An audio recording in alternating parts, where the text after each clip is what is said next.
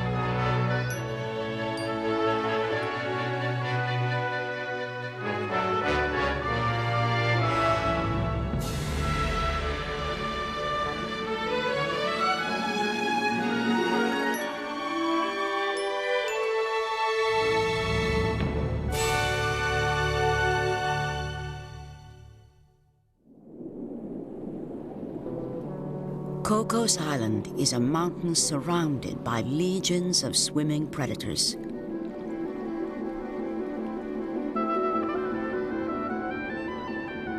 Here, great schools of skipjack tuna shimmer in the blue light. Big-eye jacks rise along undersea escarpments, followed by fast-moving schools of yellowfin tuna. However, among these predators, hammerhead sharks reign supreme. Thousands circle this tiny island, filling the watery sky as they pass in regal, silent parade.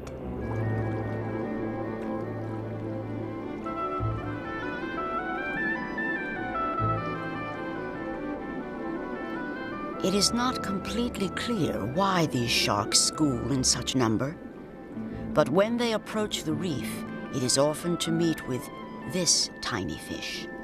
It's called a barberfish. Barberfish are cleaners. They specialize in the care and treatment of hammerhead sharks.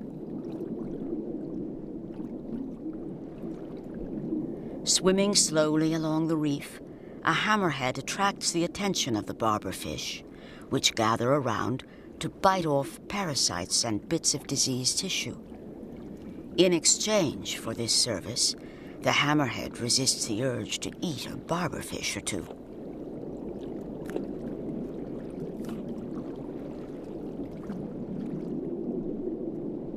King angelfish will also serve as cleaners, and this one fearlessly joins the operation.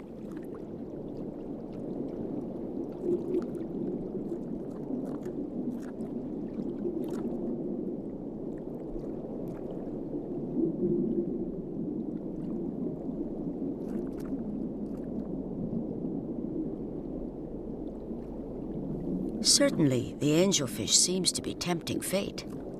But this strange alliance is seldom violated, and cleaners are rarely eaten by their clients.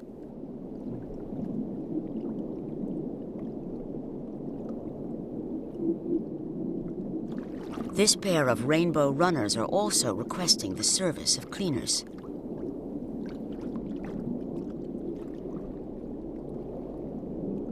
The open mouth and heads-up posture is a signal to the barberfish that the rainbow runner wishes to be cleaned.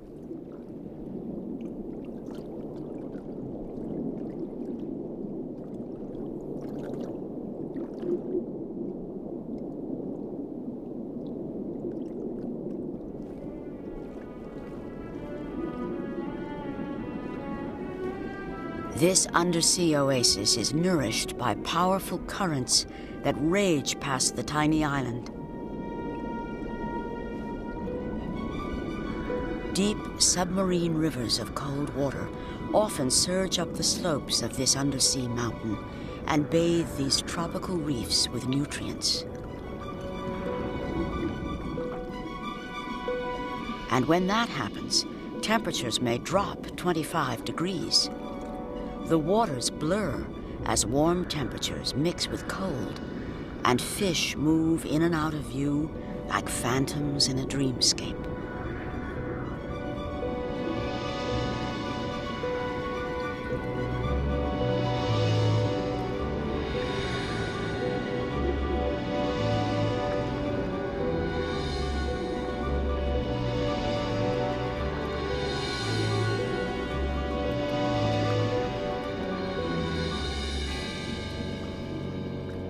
High in the water, hammerheads ride these currents like birds of prey on a mountain wind.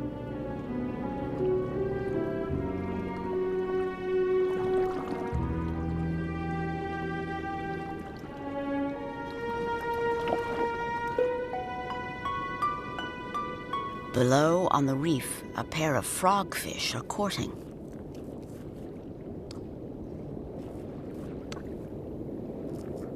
This lovely face belongs to the female.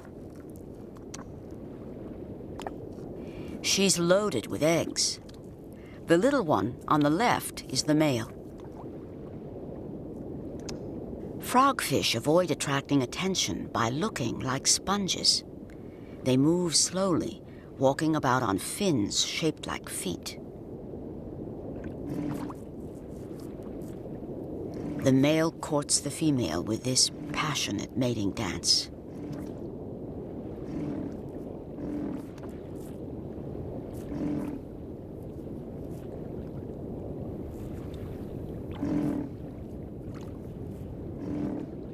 Certainly, a grunt and a wiggle are exquisitely subtle. Eventually, the female does get the message, but she'll wait to release her eggs after the sun sets, when predators can't see them.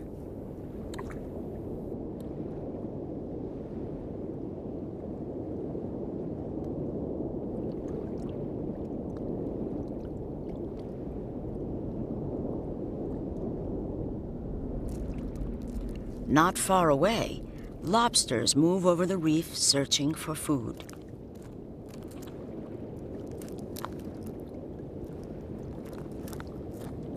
There are enormous numbers of lobsters around Cocos Island, and all of them seem to be hungry just about all of the time.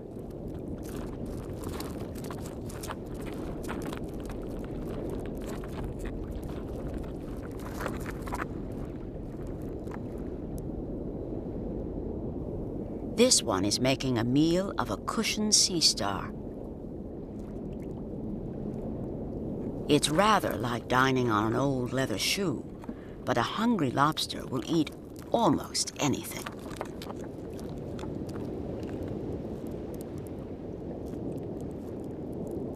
This sea urchin is a more challenging prey. It's nice and soft inside, but first there's the little matter of getting through those wildly waving venomous spines.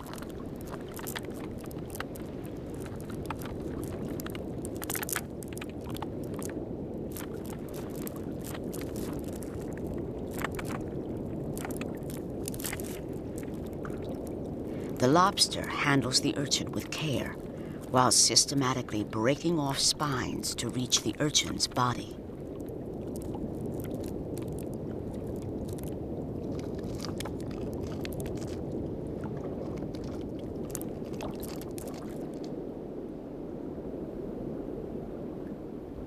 At the base of the reef is a vast sand plain.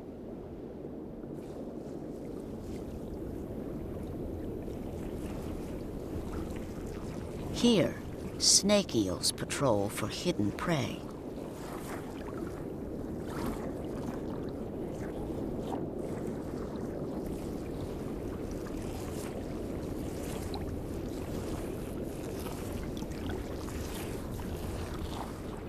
This fish in a snake's clothing methodically searches the sand for crustaceans and other small animals.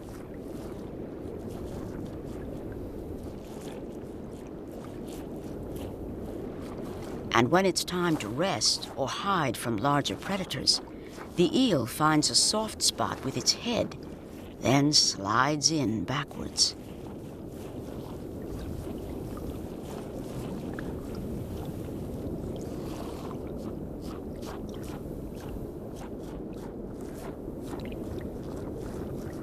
After all, going head first could be rough on an eel's complexion.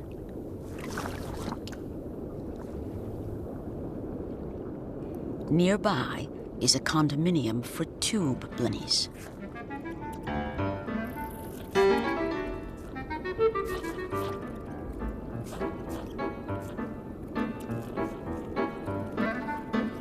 These irascible little fish do not make friendly neighbors.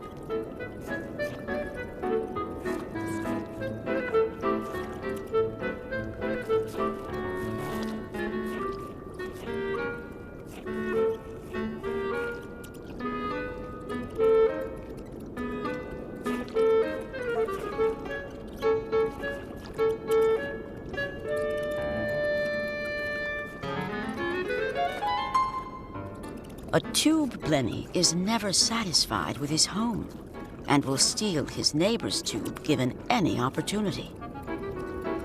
And so they bicker constantly.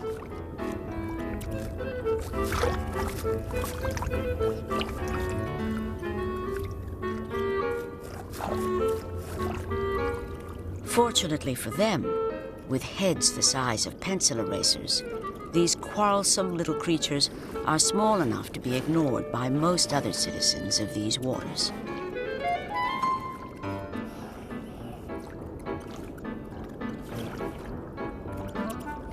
On another rock, a male sailfin blenny resides peacefully in his little burrow. He is more civilized than his neighbors. He would rather make love than war. This is his invitation to any females that may be watching.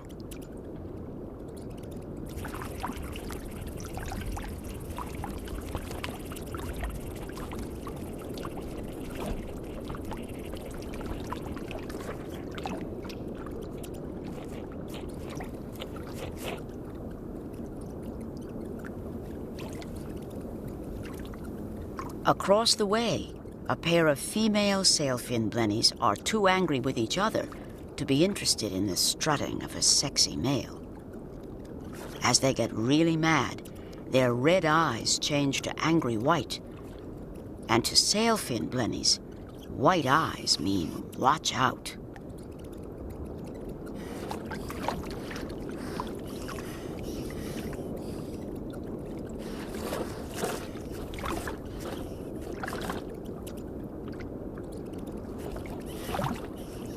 These arguments are surprisingly non-violent. Even though there's a lot of huffing, puffing, and posturing, the fish seldom bite, and no one actually gets hurt. Rocks are rare on the flats. Where one is found, it is often home to a community of animals.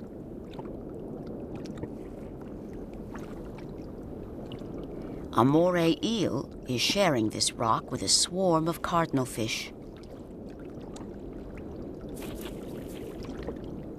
At the base of the rock, a goatfish searches beneath the rubble.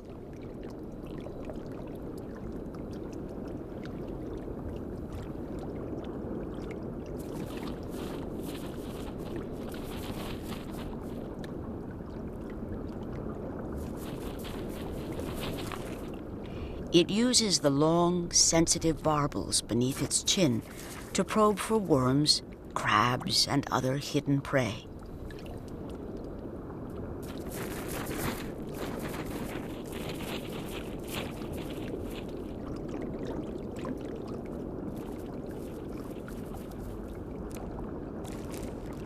On top of the rock, a hermit crab is methodically breaking off and eating bits of algae.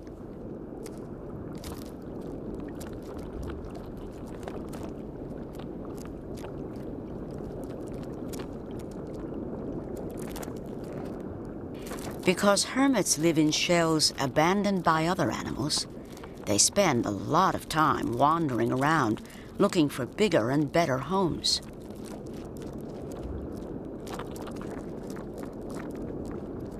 Here's a shell that would do nicely. Unfortunately, it's already taken, and the owner seems unwilling to give it up.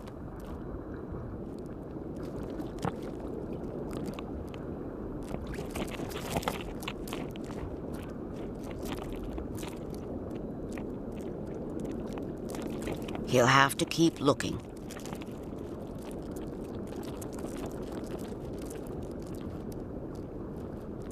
Now there's a shell worthy of attention.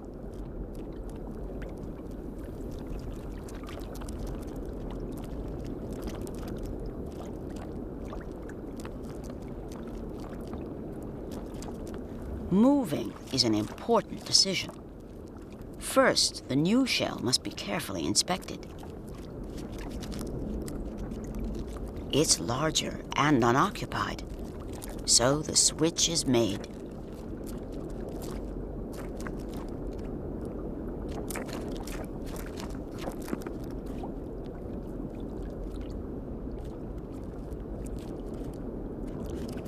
Home, be it ever so humble.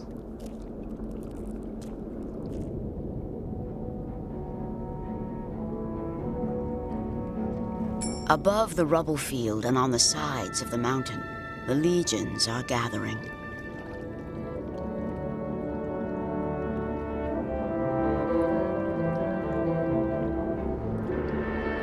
Big-eye jacks form schools that revolve like living tornadoes.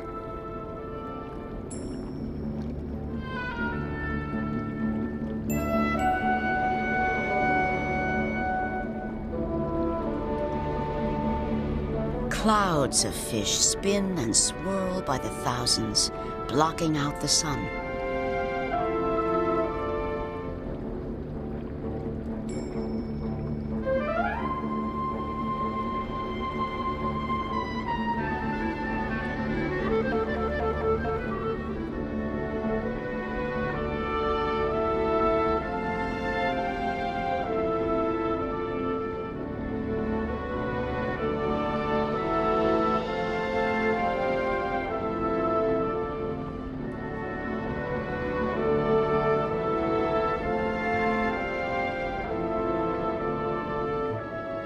In shallow water, schools of grunts blanket the reef in kaleidoscopic color.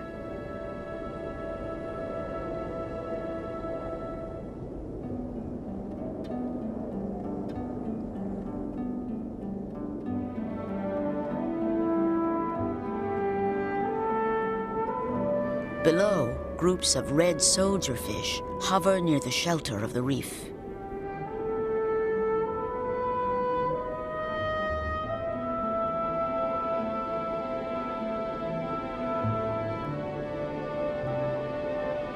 Swarms of surgeonfish vacuum patches of dead coral, harvesting tiny blades of algae.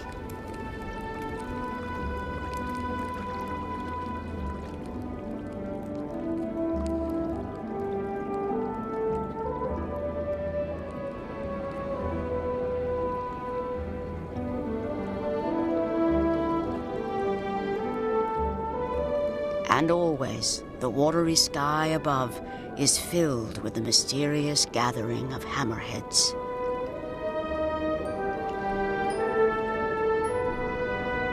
The hammerheads don't often eat the reef fish. These sharks probably feed at night in the deeper waters beyond the mountain.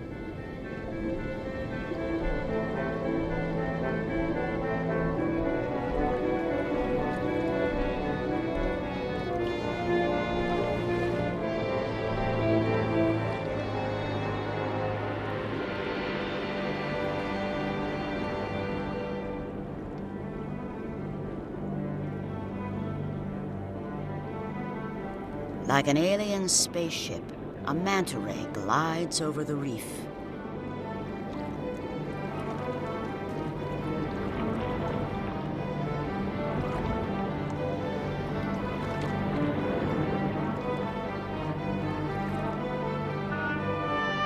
These giant rays use long head flaps to herd small fishes and plankton into their mouths.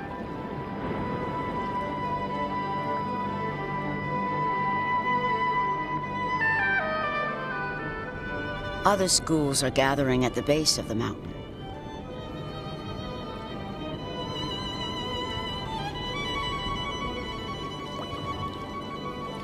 Large marbled stingrays are swarming over the rocks.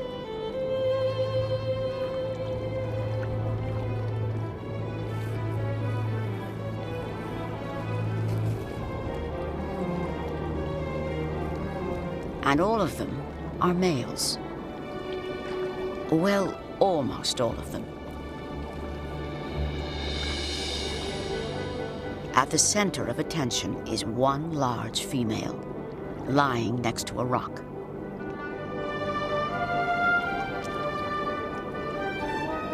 Eventually, she tires of being the object of constant admiration and heads out over the sand.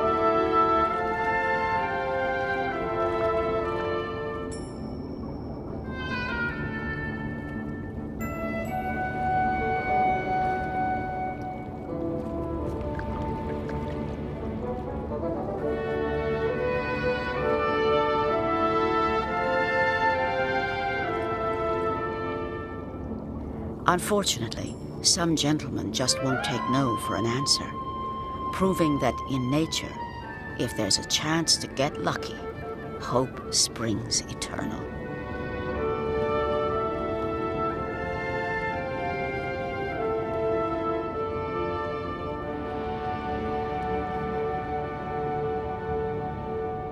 It's late afternoon, and white-tip reef sharks have gathered next to the reef to rest, like sunbathers on a crowded beach.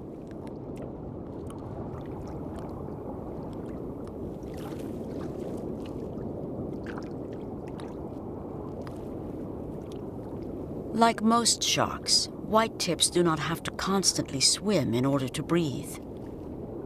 They have no problem pumping water over their gills. But there's another reason white-tips come here. It's home to cleaner gobies.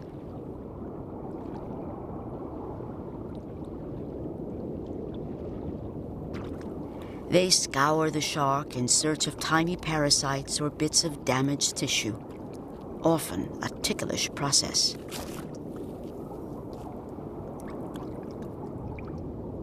Throughout the world, many marine animals seem to enjoy the attentions of cleaner fish. Strangely, this is a process that is probably not necessary for the survival of either host or cleaner, but both animals seem to benefit from the relationship.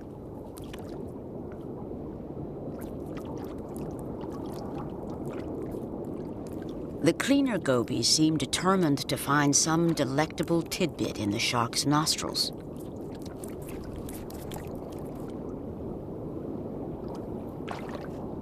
The shark even opens its mouth, inviting the boldest gobies to enter and clean its delicate gills.